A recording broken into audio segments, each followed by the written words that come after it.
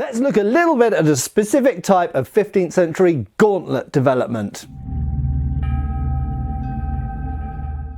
Hi folks, Matt Easton here of Schola Gladiatoria, and I'm here with Matt Lewis. Now, we thought this was a good opportunity just to do a very brief video looking at a particular type of gauntlet which isn't actually widely known outside of pure armour aficionados, that was developed particularly in England. I won't say that it was only developed in England, but this type of gauntlet seems to be particularly beloved in England. And it's a gauntlet that sits in some ways between the earlier hourglass gauntlet and gauntlets that came later on in the 15th century. And we're looking at here around the Agincourt period, aren't we? So the beginning of the 15th century, 1400 to 1410 to 1420, that kind of period. Now, let's have a little look at what went before we look at that type of gauntlet. So this doesn't have the glove fitted into it, but this is what's commonly called an hourglass gauntlet. They're called that, it's a modern term, isn't it? Because essentially they're shaped a bit like an hourglass. Now, this particular one is actually made in two parts. So the cuff part and the back of the hand part are two separate bits. But actually a lot of the originals, they can be made in two parts, but a lot of them are forged out of one part, so you get a slightly more curved shape, and hence the hourglass. Now, this is a brilliant design because it's simple, pretty damned protective, and the flare of the cuff gives you rotation of the wrist. So while still protecting around the wrist, you're able to have pretty much full, it's slightly impeded, but pretty much full wrist rotation by the flare of that cuff. However, as we were talking about, the openness of this cuff has some disadvantages, doesn't it? It does, yeah. So one of the most obvious disadvantages is that people can stab into the back of it, and this is actually detailed in Fiore's treatise with the dagger, and it's also mentioned, if I remember correctly, in Le Jeu de la Hache with the poleaxe. I was going to say, like, on the subject of hooking with the poleaxe, yeah, theoretically that's perfectly valid to try and get your beak in there and wrench that around and manipulate it. And the other thing you can do, of course, is grab. Yeah, you can use it to manipulate your opponent when grappling. So as always with medieval armour, where you gain in one place, you often lose somewhere else. So this is a great solution for general protection and wrist mobility, but it creates an opening in the back which things can get in. And of course, it doesn't matter how much armour you're wearing on your body, how well protected you are, how rich you are, if you get stabbed in the back of the hand, you're not going to be a very effective fighter anymore. It's a fairly important thing for using any kind of weapons, isn't it? And just giving your opponent any kind of advantage to exploit. You know, people understand that, and they're grabbing for your gauntlet and using it to wrestle you or do whatever. You know, it's a potential weakness that theoretically you can try and design out.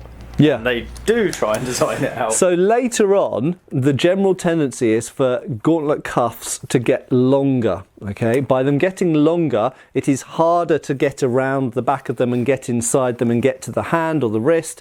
It's harder to get weapons in there. Not to say it's impossible, and the techniques for doing that still exist. And in fact, there are techniques which rely on stabbing into the palm of the person's hand, which can only ever really have leather, or there's some references to mail sometimes. They get better and better at more articulation, or they're more articulated, much closer. Like later on, it's pretty much just like a skin of steel, isn't it? When they sort of get 15th, early 16th, more advanced and complicated articulations. But the basic problem with a longer cuff is it limits the rotation and movement of your hand more. So, for example, if I was doing test cutting with my gauntlets here, my mitten gauntlets, which are Italian style, these are from sort of 1440, 1450, although this style was still around until the 1480s and beyond. It's not very easy to cut with this. Now, admittedly, in armoured fighting, being able to cut with the sword is not super important, but if I was hitting someone with a mace or a warhammer, I only have a certain extension that I can extend the hand forward, and so you don't get as much of a swing from the wrist as you can do with hourglass gauntlets, so you have to use the rest of the arm and the shoulder and the elbow a little bit more. I feel like that's that's more appropriate for poleaxe combat, isn't it? Yeah, and with two-handed weapons, because you've got the leverage between the two things, it's not so much of a problem. But using a one-handed sword or a mace or a warhammer in one hand like this, you just don't have as big a range of movement the longer the cuff gets. Now, there's a couple of ways of mitigating that. One of those is to have a flare in this direction, but not so much in this direction, so you can still get the extension. In fact, you can just have a flare on the bottom edge, and you'll still get a lot of extension that way without having to have a flare on the top edge. Another way is to have this circle fairly big. If I just put my hand back in the gauntlet for a second, you'll actually see if you look from the back, there's a fair amount of gap there. So it means that without having a full flare at the bottom, I can still move my arm quite a long way because my arm is a lot thinner than the hull. But there is always this balance between trying to have a cuff that sits close to the arm versus a cuff that gives you good mobility. And one that's more protective will also be more restrictive. However, and that's when we come to Matt's gauntlets. So this has a lot of classic features of hourglass gauntlets that you see on effigies, the fingernail type, the scale, like the gadlings, and so on. And it's like from there upwards, it's sort of fairly classic English hourglass type. And there's no existing ones of these. Like there's a frustration with English armour. No surviving ones. Yeah, there just isn't any really surviving stuff. So this is a conjectural design, but on brasses, you start. I'm pretty sure the earliest one I've seen, which was clearly sort of trying to show some sort of articulated wrist, probably about 1408, perhaps a little earlier, but definitely from the 1410s, depicted in some brasses. And you can go on effigies and brasses and you can start to pick these out and you see there's various different attempts made at different layouts to gain some wrist mobility and obviously the end goal for that would be to close this cuff down and have less of a flare on it. Should we just take those up closer to the camera? So you can see essentially this is an hourglass gauntlet, but with articulation lames inserted at the wrist, and you'll notice the rivet joints are here. And also there's a trick with rivets. If the rivets aren't really tight, then you get a wiggle in the rivet as well. So not only do you get the pivot that you can kind of see through the hull, but you also get a slightly lateral pivot up and down as well, because the rivet can wiggle in the hull. The thing I like about hourglass gauntlets is the finger mobility is great, and if you are using single-handed swords and things like that, it's nice to have that finger mobility to feel and manipulate a sword. A clamshell does restrict, like you said, if you're gaining something, you're losing something somewhere else. So the clamshell gives you a lot more protection, but you starting to limit your mobility in several ways. And should also mention that some of the early mitten gauntlets, so whilst they might have plates coming over here, initially this plate extends and covers half the fingers, and then later on you get a full mitten. But some of them do essentially have hourglass gauntlet cuffs. But this thing that seems to have been particularly popular in England was to, instead of having a typical one-piece plate here, to have articulations at the wrist. Now the question is, why? Why England? Why did English knights want that? I think the answer is fighting on foot. So the one thing, if we look at English armour with the long folds, the obsession with great bassinets, it seems to all be geared towards fighting on foot, because that's what the English were famous for doing. That's what they did at Agincourt, that's what they did at Verneuil, that's what they did everywhere.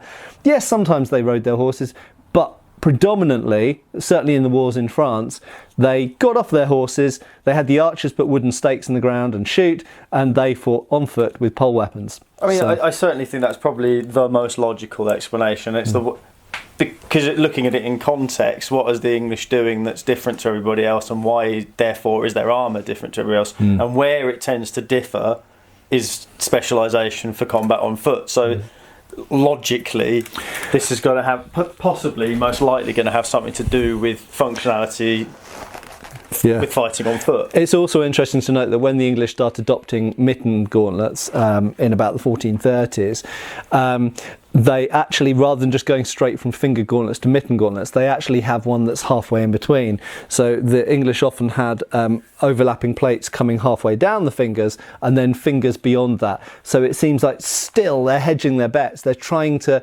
improve the protection but keep the dexterity. And at the same time, unlike Italian gauntlets like this, which don't have much articulation at the wrist at all, the English ones do have articulation at the wrist. And there's even continental sources. There's I think a Duke of Burgundy, if I remember correctly, it's the Duke of Burgundy's inventory of arms and armour, records a pair of English gauntlets. Well, if someone on the continent is recording a pair of English gauntlets, how do they know it's an English pair of gauntlets? There must have been something particular about the style of English gauntlets, and I think it's probably at that time a combination of fingers and half mitten and an articulated wrist. Articulated wrists seem to be hugely popular in England, and I think it's to do with combat fighting on foot and having better wrist mobility to use weapons on foot. Yeah, I don't really know much about continental armour at the time, but definitely this style of decoration is an English thing, particularly the fingernails and stuff like that. Yeah, do you want to just show those to the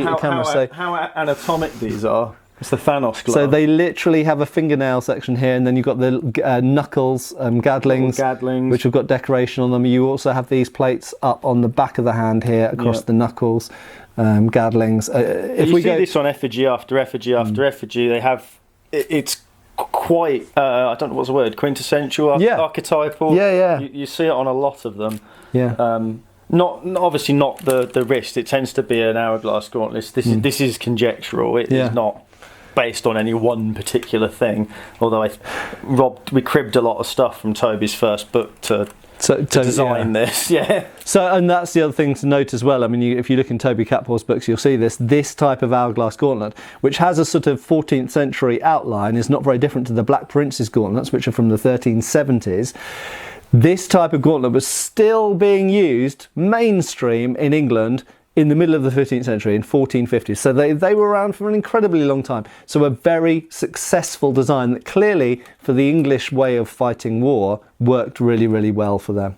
Anyway, Matt, thanks a lot. Hope that's been interesting. Give us a like and a subscribe. See you back on the channel really soon. Cheers, folks. Bye. Thanks for watching. We've got extra videos on Patreon. Please give our Facebook a like and subscribe if you haven't already.